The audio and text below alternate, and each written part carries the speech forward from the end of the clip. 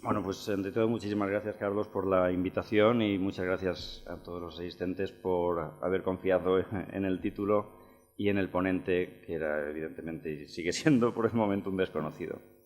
Es verdad que esta charla se deriva de esa que empezamos el 30 de noviembre, donde intentamos ver esos orígenes de la filosofía y donde nos quedamos pues, en las primeras puertas, en los Milesios, en Tales, Anaximandro, Anaxímenes, y la relación que podían tener con los mitos y con el pensamiento recogido en obras tan importantes como el poema del Gilgamesh o las obras de Homero, Hesíodo.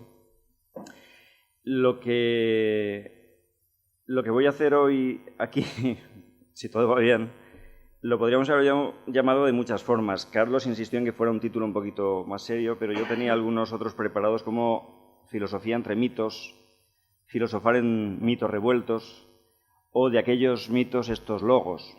Pero al final nos quedamos con el título que hoy les ha traído aquí.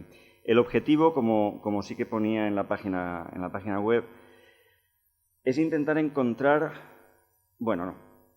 es proponer un posible encuentro, y luego ya los que sepan, pues ya me dirán si voy bien o voy mal, pero un posible punto de encuentro entre unos tipos de religiones, vamos a ponerlo entre comillas, muy particulares y muy importantes en la Grecia clásica y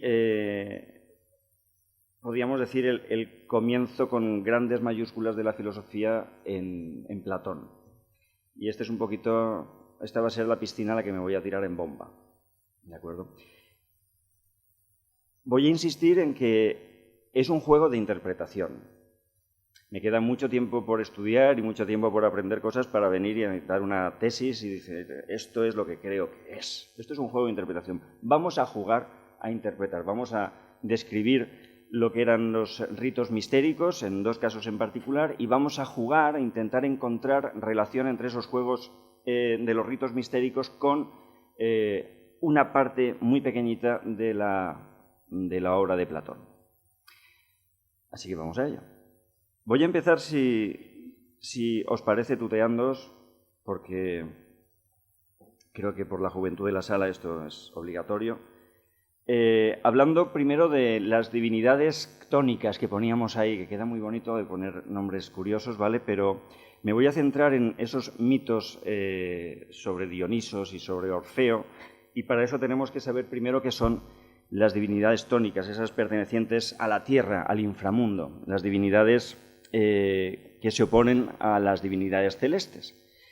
Es curioso el nombre, esas tónicas, viene de la palabra griega któn, que hace referencia al interior profundo de la tierra. Hay otras palabras en griego para tierra, como galle, ¿no? De donde viene Gaia, etcétera, etcétera, que hace referencia más a la superficie.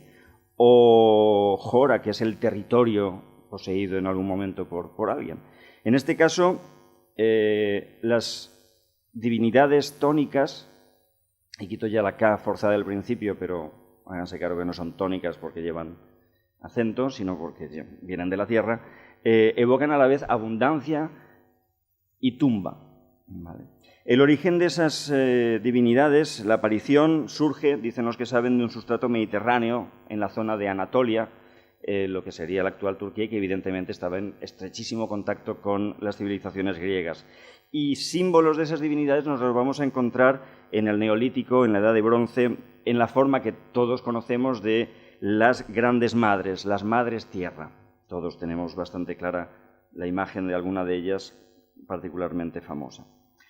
La transformación que nos interesa surge a partir del segundo milenio antes de nuestra era, y especialmente en la zona de Creta, donde empiezan a aparecer personajes asociados a esos primeros personajes de la gran madre tierra. Personajes que van a desplegar en esas nuevas creencias o esas adaptaciones todo el potencial que tienen estas divinidades. Algo que nos encontraremos también será la duplicación de esa gran madre tierra en dos divinidades que luego van a ser fundamentales para esta propuesta que os traigo hoy, que serán Deméter y Perséfone, la gran madre y la gran hija Deméter siendo más, luego veremos, una divinidad olímpica, una diosa celeste generalmente, aunque no siempre, y Perséfone más una divinidad tónica perteneciente al inframundo, porque ya saben pues, que pues, fue raptada por Hades, ya hablaremos de esto. Lo cierto es que las fronteras entre las divinidades olímpicas y las tónicas, las del cielo y las de la tierra, son en ocasiones confusas. Zeus y Hermes también recibían sacrificios al estilo de las divinidades del inframundo o tónicas. Heracles y Asclepio dependen de en qué momento y en qué lugar se les considera divinidades celestes o divinidades del inframundo o tónicas. Hécate, otra de las diosas, un poquito de mal rollo porque se le sacrificaban cachorros en los cruces de camino, lo cual queda un poquito chungo en la actualidad. También era una de estos personajes que tiene un origen olímpico, pero se le ofrecen tratamientos y ofrendas que no son propias de esos personajes. ¿Quiénes eran, en contraste, los dioses olímpicos? ¿De dónde surgen los dioses olímpicos? Evidentemente son griegos, el nombre no podía ser más claro, del Olimpo, pero es una evolución a través de la cultura micénica, y recordamos que la cultura micénica se extiende desde aproximadamente el año 1600 al 1100 antes de nuestra era, con ecos minoicos. La cultura minoica nos retrotrae al tercer milenio, desde el 2700 más o menos hasta más o menos 1450 antes de nuestra era, momento en que empiezan el declive que los llevará a desaparecer. Y como digo, los dioses olímpicos es esa evolución de los pobladores, de los conceptos y las prácticas de los pobladores que había antes de las tribus griegas en aquella zona. El panteón micénico está plagado de divinidades que luego vamos a reconocer en el Olimpo. Otras influencias que vamos a encontrar en los dioses del Olimpo, de dónde surgen, quién los inventa o quién los define, podemos encontrarlas en el Oriente Próximo o en Egipto. Pero hay algo que va a marcar completamente la evolución de los dioses olímpicos, que es la aparición y el establecimiento y desarrollo de la polis. La polis como institución, como unidad política en esa Grecia que pasa de la arcaica o de la anterior arcaica a la arcaica, la aparición de la polis va a generar un repensamiento, una redefinición, un ajuste de las divinidades olímpicas a los intereses de esa polis. ¿Qué sucede para que la polis quede establecida? Recordamos el declive aristocrático, asentamientos sobre los territorios, empiezan a aparecer colonias griegas y con ello el comercio, con el comercio el dinero, con el dinero y una clase que empieza a tener dinero y que quiere tener que ver con la política que organiza la realidad y, por supuesto, la aparición de la infantería, los hoplitas, ese lugar donde se encuentran unos y otros, en fin. Lo que sí que tenemos que tener claro es que si hablamos de la polis, no podemos hablar de religión. Los griegos no tenían una palabra para religión porque lo que había en la polis no era religión, no religión como nosotros la entendemos en la actualidad. Los cultos, las tradiciones, las prácticas que llamaríamos religiosas eran parte completamente integrante de la vida en la polis. Uno no escogía la religión, ni siquiera se le pasaría por la cabeza salirse de religión. En la actualidad tampoco la solemos elegir, pero siempre nos queda lo de apostatar o lo de cambiarnos de religión, pues como hace Woody Allen en la película, ¿no? Probarlas todas intentando encontrar cuál. En aquel momento es impensable. Los cultos olímpicos están asociados completamente a la vida en la polis. Los dioses olímpicos son antropomórficos, en esto todos hemos visto las películas. Viven en una especie de relación familiar. El jefe es Zeus, ese es el gran mandamás, después de muchos problemas llegamos hasta Zeus. Y hay una jerarquía muy estricta y una división absoluta entre los dioses y los seres humanos. Los dioses inmortales, eternamente jóvenes, y los seres humanos, pues no, ¿vale? Ni eternamente jóvenes ni inmortales. Lo importante es que los dioses olímpicos son los garantes de la organización interna de la polis. digamos que los cultos serían como las relaciones exteriores con la divinidad. Los cultos que los griegos hacen para esos dioses olímpicos es la forma que tiene la polis de relacionarse con las divinidades. La polis no podría existir sin los dioses y los dioses son tratados como tal, como parte integrante de la polis.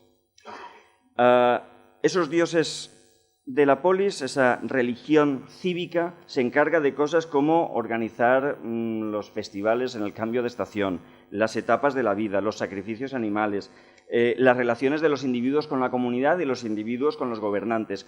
Todo lo que es puramente cívico, cómo vestirse, cómo comportarse, todo. Un manual de buenas prácticas de un ciudadano de una polis pasaba por saber lo que los dioses habían hecho en las historias de Hesíodo o de Homero y, por tanto, lo que marcaba el buen comportamiento. ¿Qué es lo que quedaba fuera, entonces, de esa religión de la polis o de ese culto cívico? Quedaba fuera las necesidades vitales más básicas, eso que todos sentimos como una punzada interna. El temor a la muerte o la ira por la injusticia no castigada. ¿Qué tenían que decir los dioses de la poli, la religión cívica, sobre la muerte? Pues que te mueres y que luego tu alma pues, se va a algún sitio donde están las almas y aquí paz y después gloria. Esto puede ser una explicación más o menos atractiva o no, pero nos deja muchas preguntas. Los misterios de los que vamos a empezar a hablar ahora, van a aparecer como ritos paralelos. Los atenienses, por poner el ejemplo ya que vamos a dirigirnos un poquito hacia Platón, los atenienses tienen su religión cívica y al mismo tiempo tienen ritos paralelos. ¿Cuáles son los rasgos de esos misterios que aparecen para ocuparse, ese recurso, para ocuparse de aquello que la religión cívica no tiene a bien ocuparse? Los rasgos son, primero que son secretos. Secretos no clandestinos. Todo el mundo sabe que la gente va a hacer sus ritos tranquilamente, pero lo que sucede dentro de las prácticas mistéricas es secreto. Y es secreto porque para poder acceder hay que ser iniciado. El término iniciado va a ser importante. Se entra voluntariamente, no como en el rito cívico, en el que se está sin más. Tú naces en Atenas y estás en la religión cívica y punto. Y como decía, ni se te pasa por la cabeza salirte de eso porque fuera no hay nada. Pero en los ritos mistéricos tú entras voluntariamente. Y además, los iniciadores y los iniciados se escogen mutuamente. Y hay una cosa muy interesante, que hay muchos cultos mistéricos, pero en general, en los cultos mistéricos pueden participar hombres y mujeres, pueden participar ciudadanos libres y esclavos. Pueden participar incluso griegos y bárbaros, siempre que el bárbaro hable en griego. Pero no discriminan ni por sexo, ni por condición, ni por origen, lo cual evidentemente en las religiones cívicas sería impensable. Y luego además tiene algo muy importante que es el carácter soteriológico, es decir, es un vehículo para la salvación. La salvación de muchos tipos. Por ejemplo, pues si tenías que subirte a un barco para hacer alguna travesía, en aquella época mucha seguridad no había, pues para eso tenías los cultos mistéricos de Samotracia. Si estábamos hablando de las cosechas que debían darte buen rendimiento, pues teníamos los de Eleusis. Y si te tenías que salvar de la enfermedad y la muerte, pues teníamos ritos como los dionisíacos o como los órficos.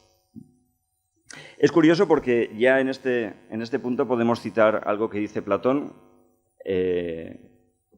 algo así como que puede ser que los que instituyeron los ritos no sean estúpidos, aunque lo parezcan, puede que sea que no fueran estúpidos del todo. De hecho, Platón escribe en sus obras, lo de lo que asume o no asume Platón está por determinar, que quien no llega al Hades preparado al haber cumplido los ritos, el que no llega preparado según esos ritos mistéricos iniciáticos, yacerá en el fango, en comparación con los que sí que llega preparado, que tendrán una vida más allá mucho mejor. En Platón va a ser muy importante esa idea, en algunos lugares. Me da siempre mucho apuro decir lo que es importante para Platón, sabiendo que Antonio Lesta está en la audiencia, pero bueno, le he pedido que sea bueno conmigo y que no me pegue demasiado fuerte en la cabeza que estoy estudiando. Otra de las características de estos ritos es que suponen un bálsamo para la depresión. Para la depresión por muchas cuestiones, por enfermedad, por el fracaso, por el miedo a la muerte. Si miramos los ritos de iniciación dentro de esos cultos mistéricos, en muchas ocasiones reproducen algo como un trance agónico que supera el que se está iniciando. Simbolizan, pues en algún caso, tocar la cabeza de una serpiente, que eso debe dar mucho miedo siendo la serpiente de verdad, con una falsa serpiente. O simboliza un descenso al mundo de los muertos que superas con bien y luego ya eres un iniciado. Cuando te introduces en los cultos mistéricos, sientes que hay, como diríamos, una capacidad de esos ritos de solucionar aquello que te genera el malestar, la sensación de agonía o de depresión. Sobre todo estos ritos están centrados en el consuelo individual. No son ritos cívicos de la polis, sino que son ritos pensados para el individuo, cualquiera que sea su origen.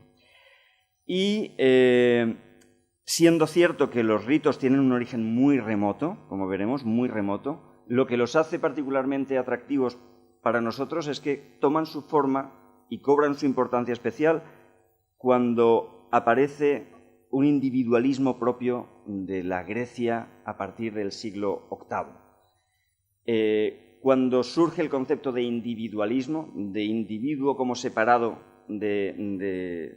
no diríamos del bien común, pero sí del aparato común al que pertenece, esos ritos que le calman sus problemas particulares y sus angustias particulares se hacen muy importantes. De hecho, en la Atenas de Sócrates y de Platón, todo el mundo sabe que hay muchísima gente que acude a esos ritos, tan importantes como los de Eleusis, que no están muy lejos de Atenas, como 20 kilómetros, en un santuario, donde hacen unas procesiones larguísimas andando, donde pasan por encima de un puente antes de entrar. En el puente además se les insulta brutalmente por parte de los que están por allí, como parte de purificación previa para entrar. Algunos dicen que esos insultos desaforados y a veces haciendo alusiones sexuales y a sus vicios más políticos más terribles, podían ser hasta el origen de la comedia. Pero bueno, eso lo dejaremos para otro rato. El primero de los cultos a los que me voy a referir es el dionisismo, el de Dionisos. Todos hemos escuchado hablar de Dioniso y vamos a explicar un poco qué tiene Dioniso que no tenga yo, ¿no? Que no tengan otros dioses griegos. Y es que Dioniso es uno de los dioses más raros y más atractivos de todos los que un griego se puede encontrar. Es hijo de un dios y una mortal, lo cual en principio no lo haría un dios, lo haría un héroe, como mucho, pero es dios. Y además, según varias versiones, muere y resucita. Lo cual para un dios que es inmortal, morir pues no acaba de tener mucha, ¿vale? Como veremos a continuación. Pero claro, cuando un dios ha muerto, ha vivido una experiencia que todos nosotros hemos de vivir. Por tanto, ese dios tiene muchas cosas que contarnos, tiene mucha luz que arrojar sobre una experiencia que nosotros también vamos a pasar.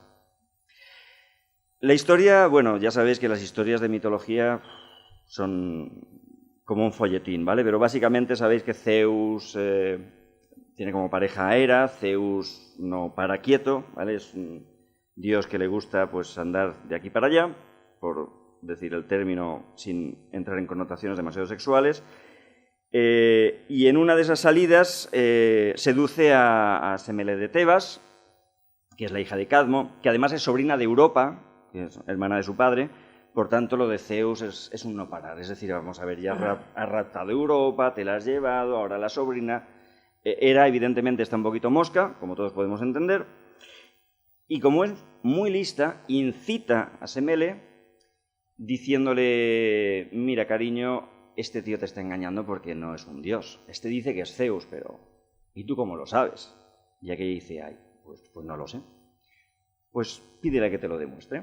Hay varias versiones sobre el cómo se lo demuestra, ¿no? Uno es, seguro que no hace el amor contigo como lo hace con Hera. Y otras es, pídele que te lo demuestre de alguna forma. Sea como sea, Semele, que ha quedado ya embarazada de él y por tanto lleva un fruto de Zeus, se lo pide, Zeus no puede negarse a ello, y al demostrar su poder, la fulmina completamente. Bien sea porque le hace el amor como a Hera y evidentemente con toda la maravilla de un dios como Zeus en la faena, o bien porque se muestra ante ella con todo el poder de Zeus, pero sea como sea, Semele muere fulminada y Zeus, in extremis, rescata al nonato. El fruto del vientre de Semele ha de mantenerse. Y aquí, que aprenda el doctor Cavadas, porque lo que hace Zeus es injertarse al nonato en su muslo, que esto tiene su aquello, ¿vale? Porque sí, el doctor Cavadas muchos injertos, pero nunca en su propio muslo. Y espérate que viene lo mejor. Cuando el niño ya se ha criado bien en su muslo, le da a luz también por el muslo, lo cual es fantástico, ¿vale? Una maravilla. Aquí es donde sucede algo, y es que, de repente, ese hijo en principio de un dios y una mortal, acaba siendo hijo de un dios a través de un dios. Zeus es padre y madre, ¿vale? Y perrito que le ladre. Por tanto, ese hijo va a ser Dios, ¿vale? Aquí sucede algo muy interesante, y es que, según los mitos que siguen en este rito dionisíaco, o sobre Dionisos, sucede algo curioso, y es que Zeus va a ver en Dioniso a su sucesor. Históricamente, cuando hemos hablado o cuando hemos leído a Hesíodo y la Teogonía, hemos visto que cada articulación de la realidad a través de los distintos pasos en las generaciones de los dioses suponía algo violento. Teníamos, recordad, en el principio era el caos, aparece Gea, de Gea aparece Urano, Urano está sobre Gea constantemente sin dejar que sus retoños salgan a la luz. Como un acto de violencia, uno de esos retoños corta los genitales a Urano, que se separa. Ese es Cronos, que toma control de la realidad. Cronos, recordad, más que devora, engulle a sus propios retoños. Es importante lo de los engulle porque esto es como con Caperucita Roja. Si el lobo devora a Caperucita Roja, aunque luego venga el leñador, como no traiga hilo y aguja, y luego a ver qué trozo es de la abuela y cuál es de Caperucita. Lo importante es que los engulle enteros. Y uno de los que no logra engullir es Zeus, y Zeus con los titanes captura y somete a Cronos. Son todo actos de violencia, pero en este, Zeus considera la posibilidad de entregar a Dioniso ese trono celeste.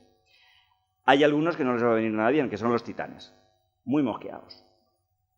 Muy mosqueados. Al niñato este, ¿qué le tiene que dar? Los titanes llenos de envidia, van a descuartizar y devorar al muchacho como una solución de compromiso, algo así rapidito, ¿vale? Y Zeus, evidentemente molesto de nuevo, los fulmina. Lo de fulminar en Zeus es fácil porque es el dios del rayo, es una cosa que tiene, ¿vale? Y, según algunas de las versiones, pide a Perséfone que devuelva a la vida a ese niño que ha muerto, que ha sido descuartizado y devorado por los titanes. Por tanto, ahí nos encontramos como ese hijo de Zeus y Zeus, Semele ya quedó en el pasado, es entregado de nuevo a la vida a través de Perséfone y es consciente de todo ese trayecto. Dionisio, por tanto, tiene esa experiencia de la muerte y la resurrección, y simboliza la esperanza para todo aquel que le sigue. ¿Y si nosotros que morimos podemos resucitar? ¿Y si ahí dentro hay caminos distintos que podamos tomar para ir a un sitio mejor que otro? Sabemos todos que Dioniso luego va a tener relación con el vino, con el simposio. El simposio muchas veces se traduce como banquete, pero más que comer es beber. Beber a todo trapo y luego pues hablar. Ya sabéis cómo suelta la lengua, el vino o la cerveza. Algunos dicen que los griegos comían poco y mal, pero que bebían como cosacos, ¿vale? Pero bueno, los efectos de ese dios van a ser muy parecidos a los del vino.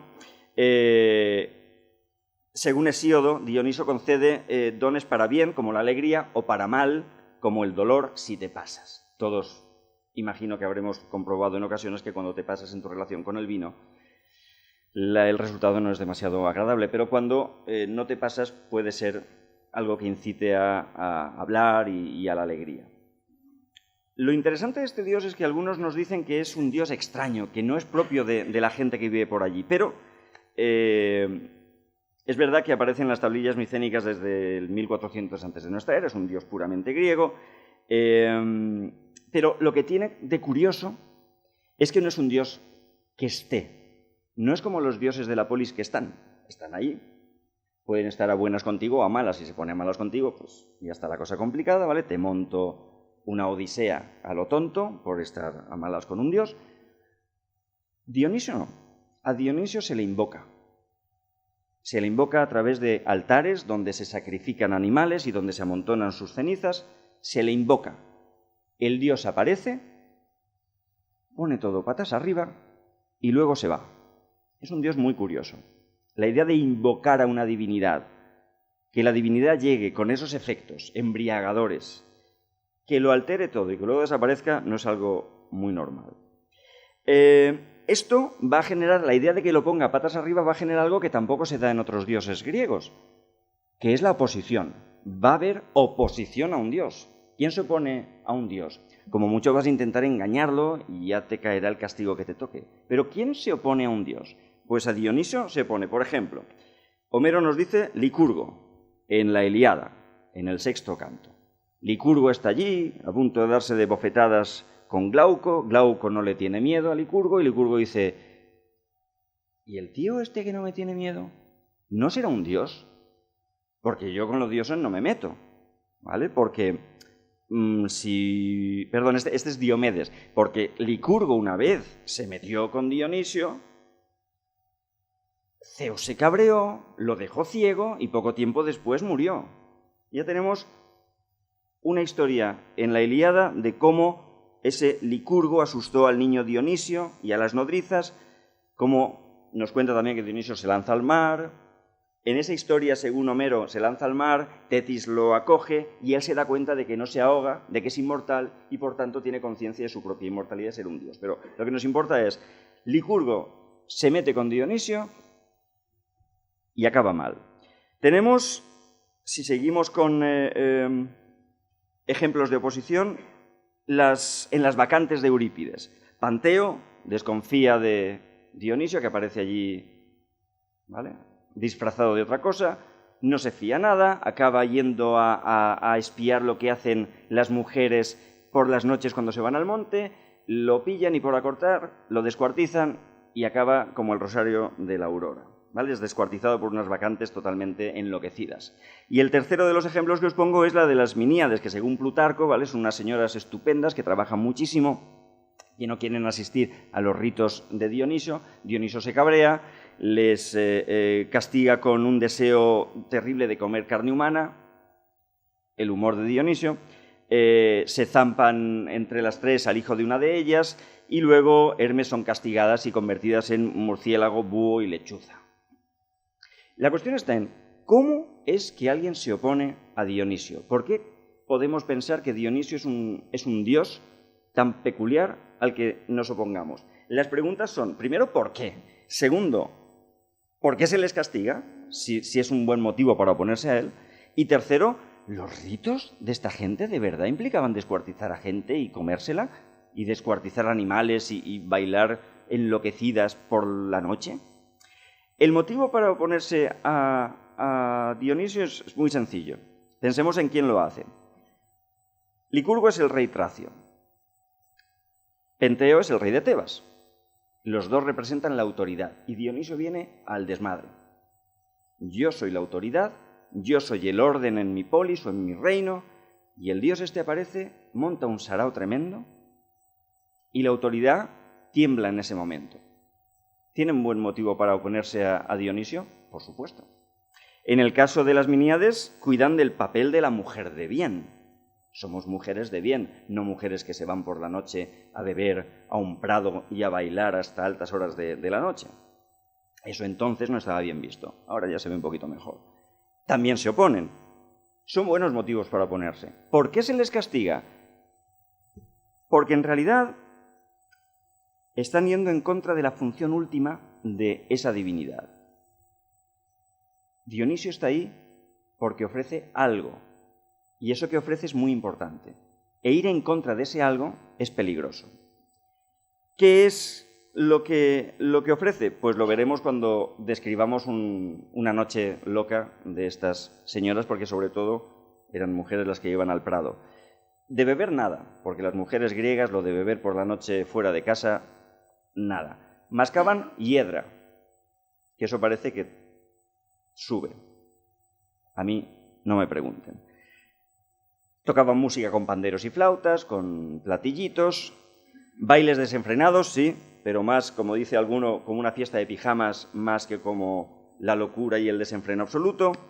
Y, como mucho, pues culto a los difuntos. ¿Qué es lo que se buscaba en esos rituales? Se buscaba un reencuentro con la naturaleza, con la locura, con la liberación. Liberarte de lo cívico, salir a pasar una noche divertida entre compañeras, liberarte de los límites del yo, disfrazarte. Se considera también los orígenes de la tragedia, ¿no? Como estos cultos. Y por tanto, Dionisos es ese gran liberador, y además un liberador que, además de todas esas liberaciones, también hemos puesto un liberador de ¿y si nos libera de la muerte? Como vemos, este culto, esta religión mistérica, que aparece hace muchísimo tiempo, pero que ahora en esta Grecia de los individuos, en esta Grecia de las polis, empieza a tener importancia, nos empieza a marcar algunas cuestiones que en breve pondré en relación con Platón. El mensaje que nos lanzaba Dionisos, el por qué es importante, es: la sociedad no puede sobrevivir sujeta siempre a la urbanidad y a la cordura. De vez en cuando hay que volverse locos. De vez en cuando hay que soltar vapor, porque si no, ¿vale? El malestar de la cultura, ¿qué diríamos, ¿vale? No, Freud pillaba lejos, pero... Y segundo, la liberación puede tener, si la haces correctamente, iniciáticamente, puede tener una consecuencia en el más allá. Esto, la primera parte de lo de soltar vapor, podríamos pensarlo en los carnavales. ¿Qué son los carnavales sino algo? No los de ahora, que pues quizá no sean exactamente eso, pero los viejos carnavales, ¿en qué consistían? En soltar vapor antes de que empecemos la época de la Cuaresma. La más rígida, la más dura, la de más introspección, la que va a tener que ver con el momento más duro de la época del año, ¿no? Era algo así parecido. Lo que nos ofrece Dionisos, lo que nos ofrece ese culto mistérico es a la polis, a ese lugar donde, como decíamos, Sócrates, Platón y todos mis compañeros, y por mí primero, saben que mucha gente entra en esos ritos, que tienen una vía de escape y nos ofrecen esa vía de escape. Ese rito, y voy a mentir diciendo que voy acabando ya, va a tener una modificación con el orfismo.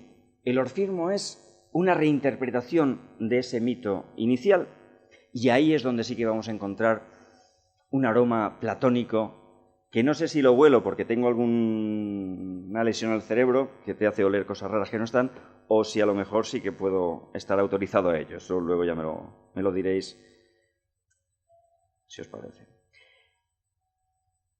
¿Quién es Orfeo? ¿Quién es Orfeo? Porque Orfeo no es un dios. Claro, Dioniso está la cosa clara, es un dios que nace de Zeus en persona, de su propio muslo, pero Orfeo no aparece ni en los relatos de Homero ni en los de Hesíodo. Sí que sabemos que participa en la misión de los argonautas, que está en el barco Argos, y los argonautas son la generación anterior a los que se van a Troya a liar la parda. Por tanto, sabemos que más o menos debió vivir sobre el año 1200 antes de nuestra era.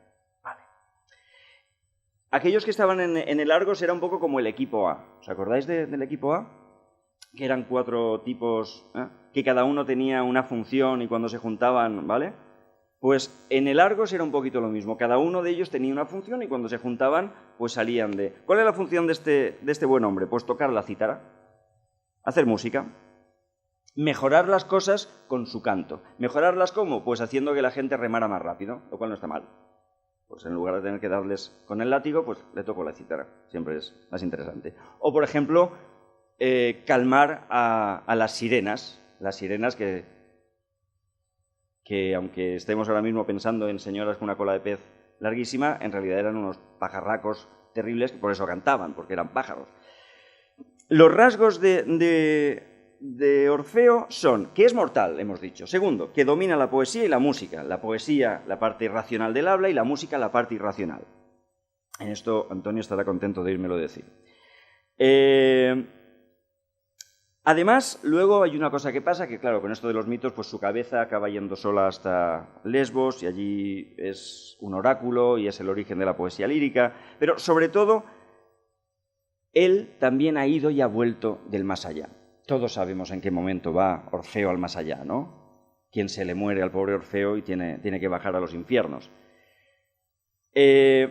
Orfeo, sabéis la historia, Eurídice muere antes de la boda, terrible todo, pero él canta muy bien, entra al Hades, canta que te canta, llega hasta donde están los que mandan, canta que te canta, los convence de que me dejáis a la muchacha y ellos dicen, vale, pero, humor divino, no puedes girarte hasta que no estés fuera del Hades.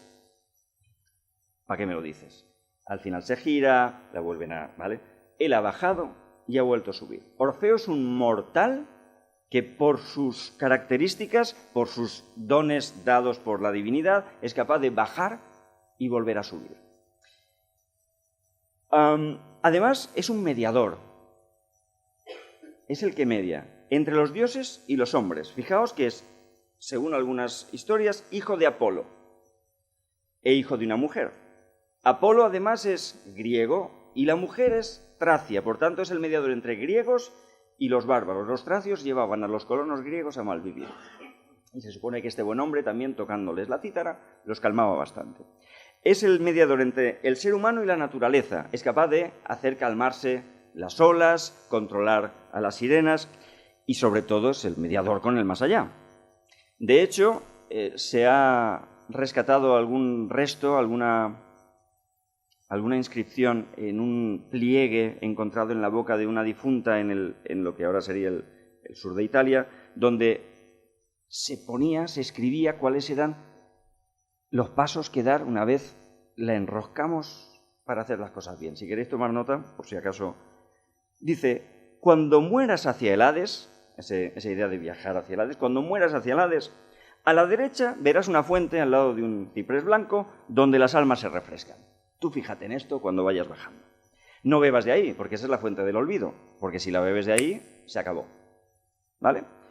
Sigue hasta la laguna Nemósine, de la memoria, y a la orilla verás unos guardianes. Ellos te preguntarán, ¿qué investigas aquí, criatura? ¿Qué haces aquí? ¿Vale? Y tú dirás, hijo de tierra soy y de cielo estrellado. Esto es importante, recordarlo, que luego te pillan un mal momento y no sabes qué decir. Consultarán entonces con Perséfone y te darán a beber de la laguna y estarás entre los iniciados. Es decir, si sigues las indicaciones de Orfeo, te conviertes en alguien especial.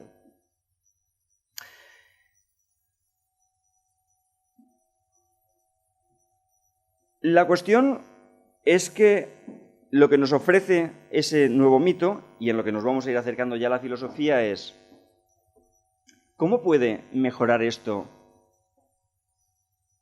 No diríamos mejorar. ¿Cómo puede esto pasar a ser parte de la filosofía de Platón, ese gran primer filósofo, no el primero de todos, pero el primer gran filósofo con su visión general de todas las cosas?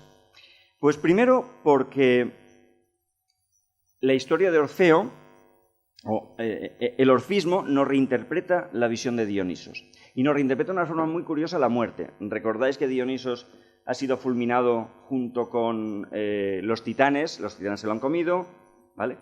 Y ahí el orfismo nos interpreta algo nuevo.